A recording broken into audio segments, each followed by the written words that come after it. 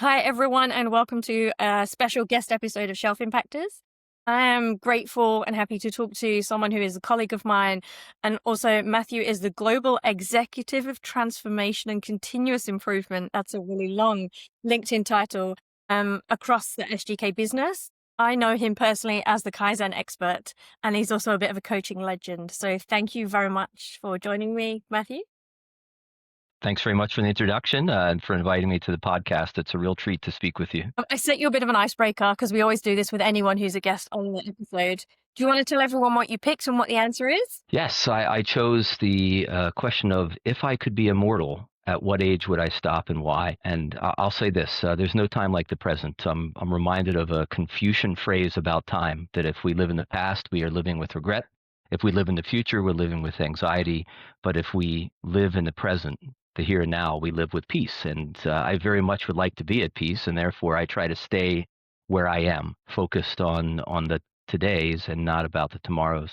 And the lesson for me is I really want to make today the best that it possibly can be. So, admittedly, I do daydream on occasion to my younger years. I think about things that I did or didn't do, that I couldn't do, that I wouldn't do. I think about the things to come, where I'd like to be next year or 5 years or maybe 10 years, and definitely in my retirement age. I can reflect on the past, and it's very useful for me to think about things that I did well or did poorly, prepare myself for the future. But the thing that really matters today is today. And I want to live my best life and be present for my own self and for the people whom I love. Beautiful. And that makes sense as to why you teach Kaizen, because you've learned from the past, but we can't repeat the past. We can't do it all again, better, bigger today. So you can't really have any regrets. So that's a great mindset to have. And then obviously you're focused and excited by the future. Tell us a little bit more about what your background is. I know you and I have spoken for about a year or so. I know you as part of our business for a few years, but you have had a whole life adventure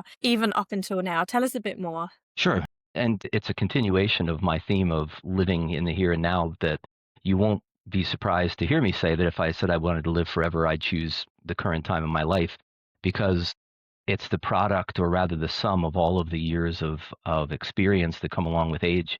I've been in the workforce for more than 20 years now. I have 12 years of post-secondary school education. I've got children who are reaching exciting life stages of their own, and a wife of 25 years who both encourages me and keeps me grounded in reality. I mean, all of those things are part of who I am. And as you described earlier, I'm working in an executive leadership role at SGK, soon to be a new company with a new name. And I'm doing the kinds of things that I love. I get to coach a team of direct reports spread across the world with different cultures, different languages, different backgrounds. I advise people of different levels of responsibility and accountability in the business all around the world. And it's tremendous fun. Being part of a continuous improvement and quality culture is exciting for me. It's so exciting that I could do it for the rest of my days. And it's not hard to imagine a future where I am doing it. Before I was here, I worked at companies large and small. I've worked in the for-profit sector and the nonprofit sector. I've worked in roles ranging from a platoon leader and a company commander in the United States Army to continuous improvement and transformation roles for some pretty major employers in the pharmaceutical industry, in the consulting industry, electronics and manufacturing.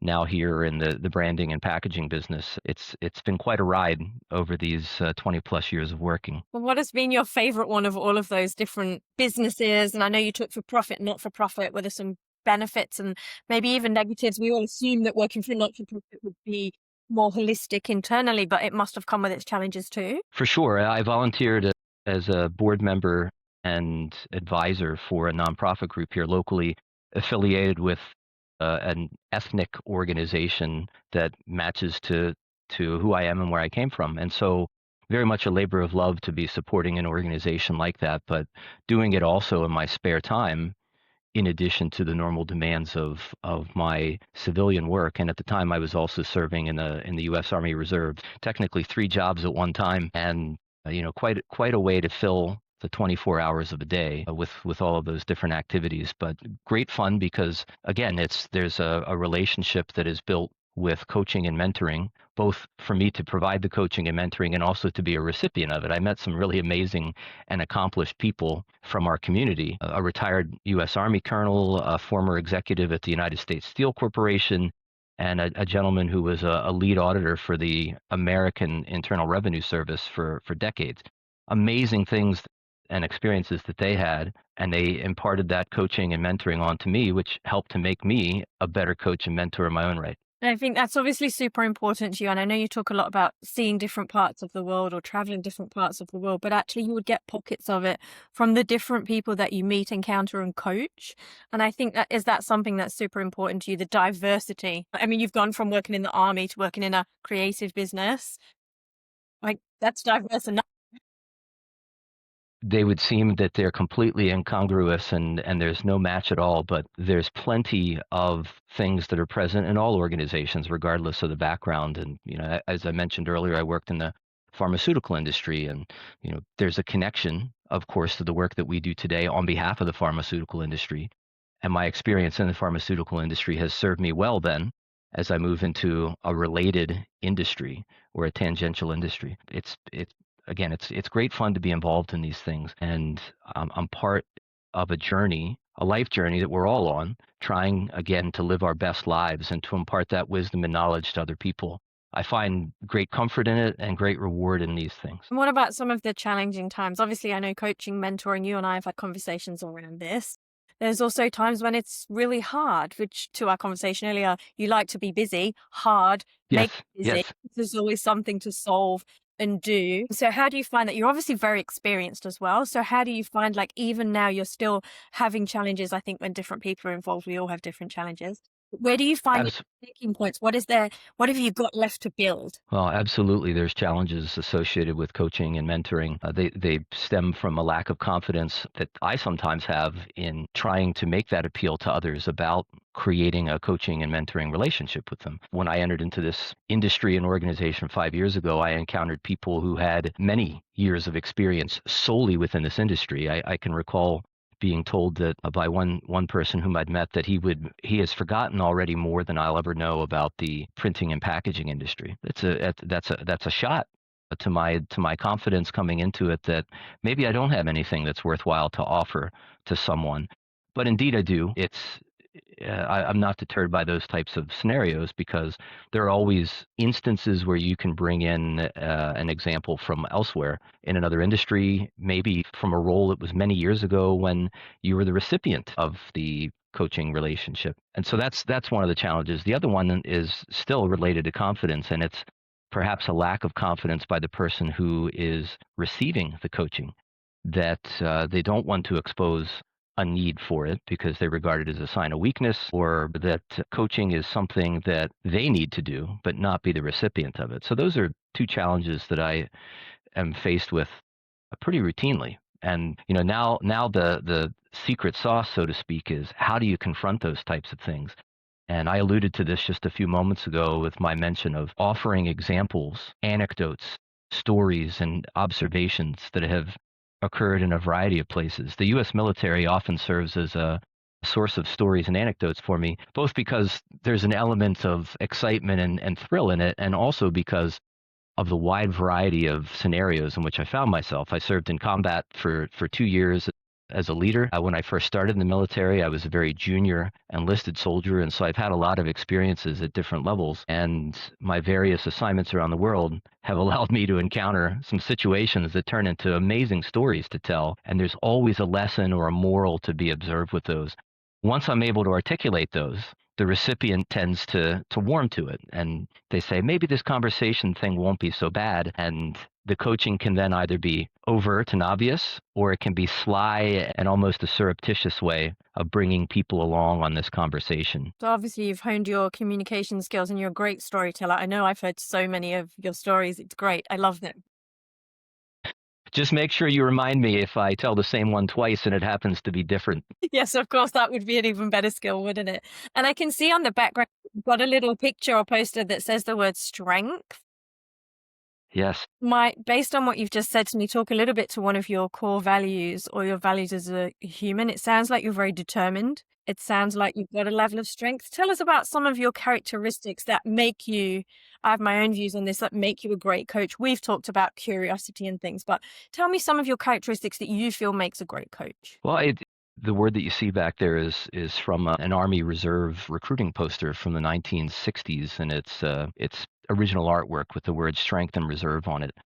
But the message that it's connoting, and I should say, what you can't see is there's a small boy lifting a barbell over his head, and then a pair of muscular arms in the background assisting him to lift it.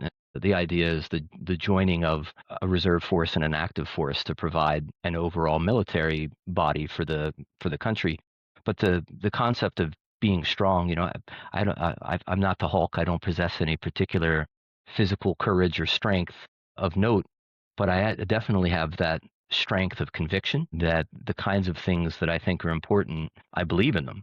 Else I wouldn't talk about them with people. I have a strength and resilience in the way that I approach problems. In fact, it's one of the things that appeals to me the most about the work that I do is the unending presence of problems and the ability to go to work with people to solve them. And as we've commented earlier in the discussion, I really love to be busy, but busy doing the right things. I keep myself busy with professional reading, and there's an intention behind it because I intend to use what I learn or what I read or what I observe or what I absorb in a coaching conversation with somebody. It might be a new topic to both of us, and therefore it's a matter of interest and research.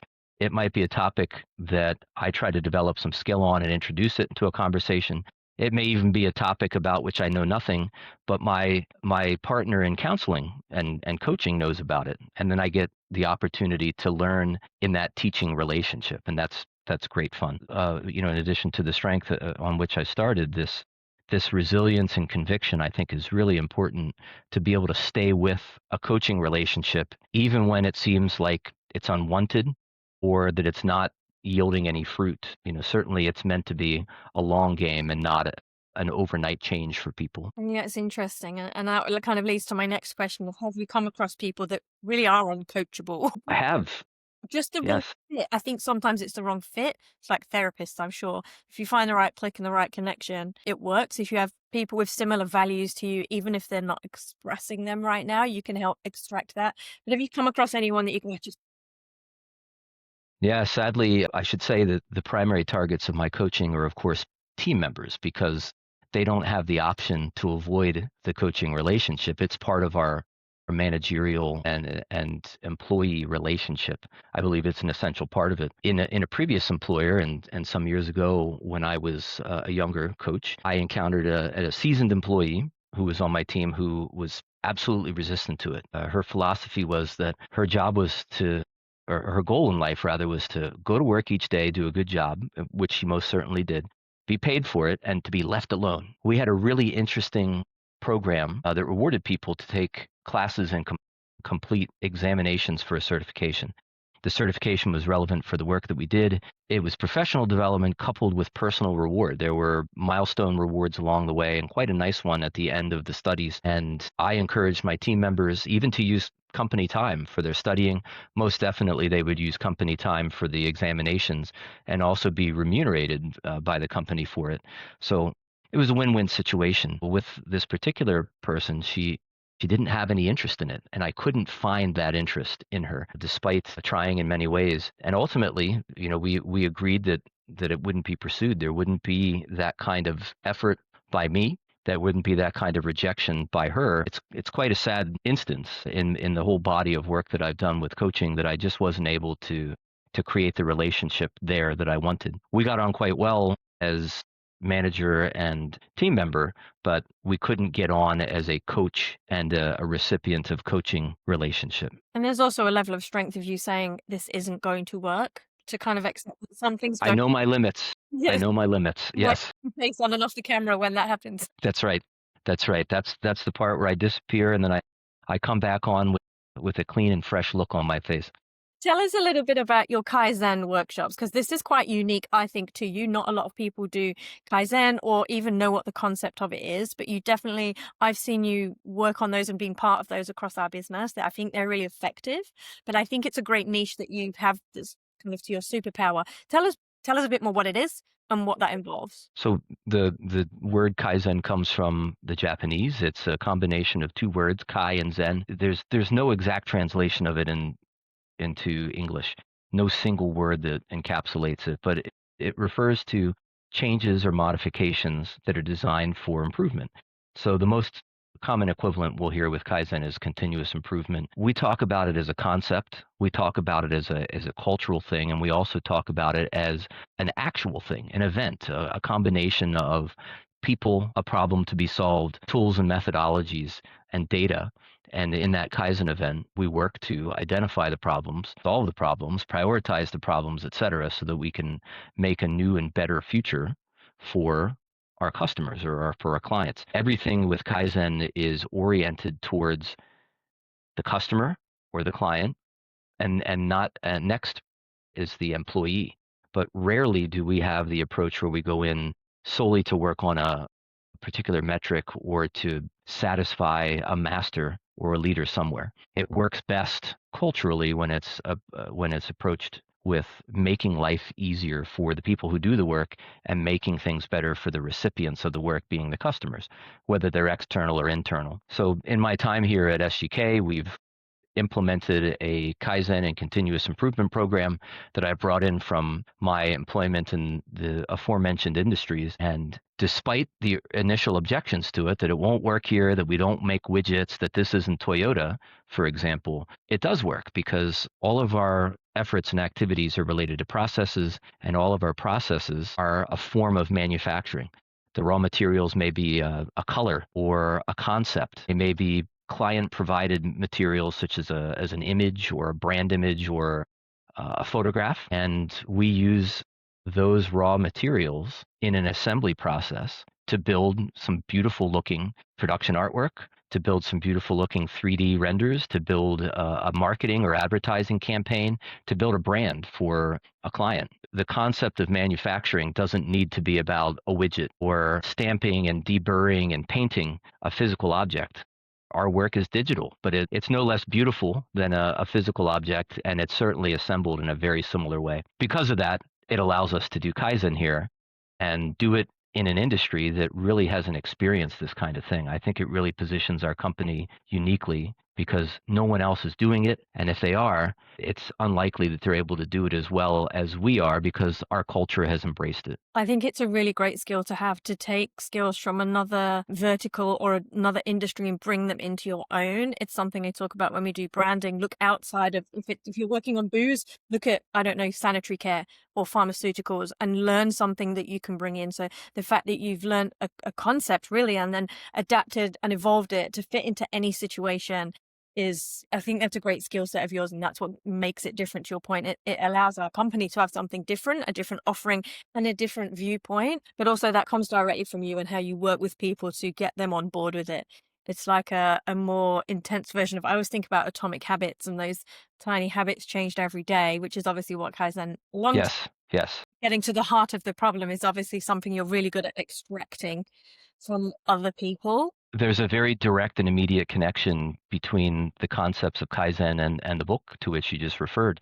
All of those little things, which are much easier to influence than larger things, all of those small things, when improved in the aggregate, create a tremendous change for the good overall. It's a sensible way to look at it, and there's a very nice connection between the various professional literature that exists about topics generally or other industries and how Kaizen can be applied here and with our clients, in combination with our clients. Kaizen isn't just something that we do and hand the results to someone else. It works best when we involve the clients or a supplier in the Kaizen event itself. So it also, I'll make the connection back to coaching, it also is a lucrative and unending source of participants in a coaching and mentoring relationship. Once people get exposed to the tools and to the culture and they see what it's capable of doing, they want more, and it generates the kinds of conversations that lend itself well to coaching. Yeah, definitely. So let's move on from Kaizen. Let's go back to, I would love to get your thoughts. We've talked a lot about you share a lot of great stories. You have a lot of great experience. There are a lot of people in the coaching industry now that are 20 something years old that are advising people what to do.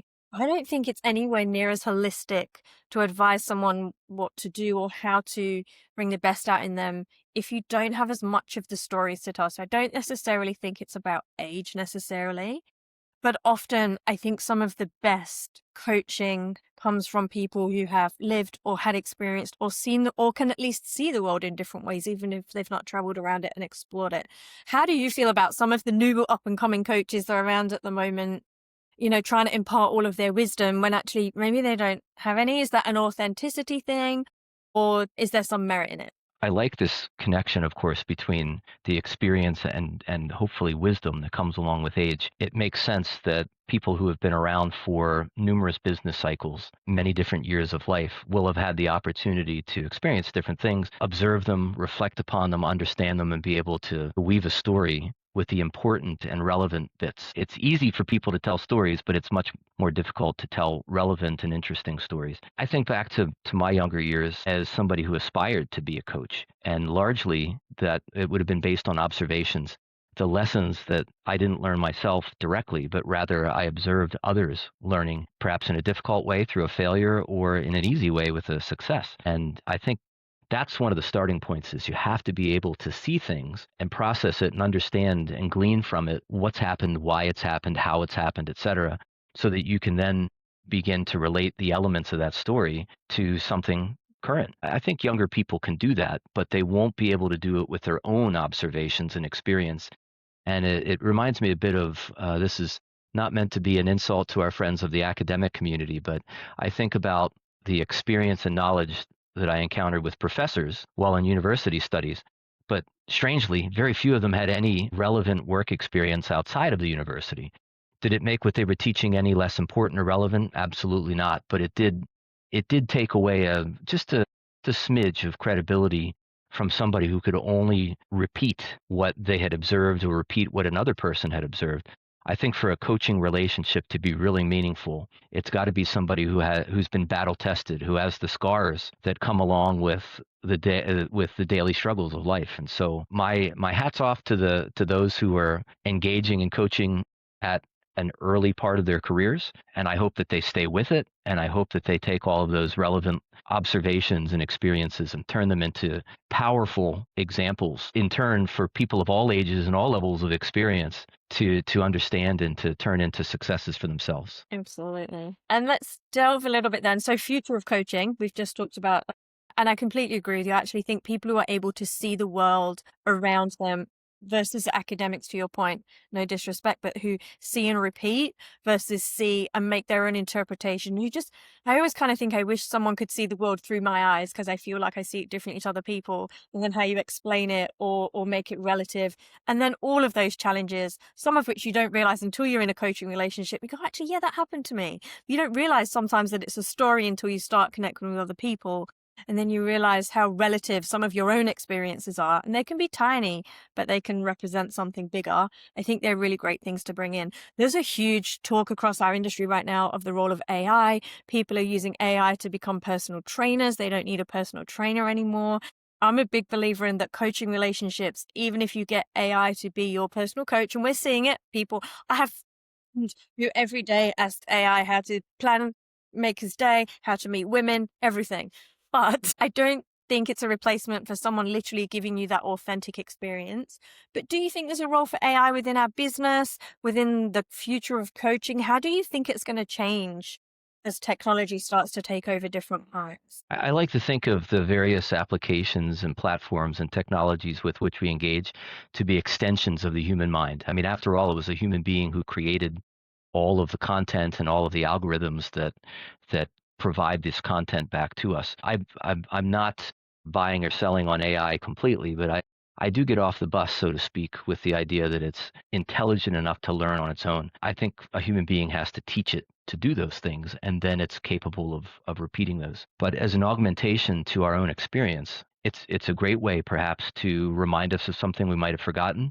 We type a prompt into an AI platform to remind us about the best practices that exist within a coaching or a mentoring relationship. Maybe it's a source of stories, other people's observations that can be recounted and applied to the right situation. I can imagine whether it's a behavioral counselor or a psychologist or a business coach, professional coach, having a relationship for which, or a conversation rather, for which they want to prepare, and using AI to find some examples. because they haven't got that in their repertoire. Maybe they have some other stories that aren't as relevant or aren't as connected to the current scenario, and maybe AI could produce stories from that type of repository. So I see it as a companion and an augmentation to a human interaction. But woe be to mankind if we rely upon a computer or some other artificial device to tell us how to live. And that's a great note to end on, I guess, because we have spent a lot of our time chatting away. It has been lovely to connect with you. Where can people Likewise. find you? I will obviously drop your LinkedIn profile and your contact details into the show notes of this podcast when we make it live. But is there anywhere else people can get in touch with you quick and easy? LinkedIn is a great place to do it. I have to confess I'm a bit of a Luddite when it comes to social media. I've never used Facebook. If I get directed to someone's Instagram profile, I can only see what's public because I haven't an account to be able to explore it further. Pinterest, any of those types of programs, I recognize their value in being able to communicate interests and topics of all kind. I haven't myself taken advantage of those, with one exception. I do find value in LinkedIn because it's a source of information, as I was describing earlier, about coaching, about Kaizen and improvement, about topics of all kinds related to business. And so it's a frequent source of information for me. So that's the best place to find me, is on LinkedIn. And I'm happy to receive some messages and to provide them as well. I would definitely suggest if anyone does reach out to Matthew on LinkedIn, send a personal note. As someone who also is a big LinkedIn advocate, don't just ask to be connected. Just write a little note. It means so much more. Yes. You won't Yes. be looking for your Kaizen TikTok channel anytime soon, but never say never. No, but perhaps a live stage show could be in the offing. That sounds like a good idea. We get you over to South by Southwest, and maybe you can speak with me on that one when I maybe get chosen. I'd love it. It has been great to talk to you. I'm going to press stop. Let everyone get in touch with you. Thanks for our chat today. I've had a great time. Thank you.